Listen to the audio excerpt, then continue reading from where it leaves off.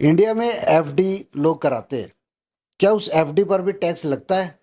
और अगर लगता है तो क्या वो टैक्स बचाया जा सकता है? देखा जाए तो एफडी पे कोई टैक्स नहीं लगता है अपने आप में, लेकिन एफडी से जो इंटरेस्ट आता है हम्म। वो इंटरेस्ट इनकम पे टैक्स लगता है, और जो इंटरेस्ट इनकम होती है उस पे एक्रूअल बेसिस पे टैक्स लगता है, यानी कि एफडी का इंटरेस्ट आपको बैंक में रिसीव हो या ना हो, हम्म। वो जो एक्रू हो गया है उस पे आपको टैक्स भरना पड़ेगा। तो अगर देखा जाए तो टैक्सेबल तो है।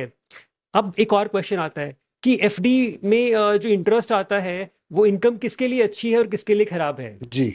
क्योंकि अगर आप इमेजिन करें कोई सीनियर सिटीजन है, उसके पास एफडीज हैं बहुत ज्यादा, इमेजिन कि 2 CR का एफडी है किसी सीनियर सिटीजन के पास, जी। तो उसके पास अप्रोक्सीमेटली 14 लाख का इंटरेस्ट आ जाएगा। जी। अब अगर 14 लाख का इंटरेस्ट किसी सीनियर सिटीजन को आ रहा है तो उस पर उसको टैक्स देना पड़ेगा, हाँ। और वो लगभग लगभग 1.5 से 2 लाख के आसपास आ जाएगा टैक्स कंपोनेंट।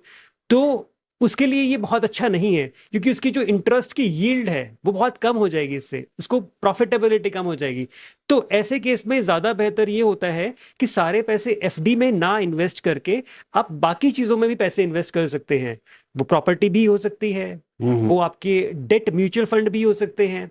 और डेट म्यूचुअल फंड की सबसे अच्छी बात यह है कि ये बैंक एफडी की तरह ही बहुत सिक्योर्ड होता है। तो ये बहुत अच्छी ऑप्शंस हो सकते हैं रादर पेइंग टैक्स। तो एफडी पे टीडीएस भी कटता है कुछ?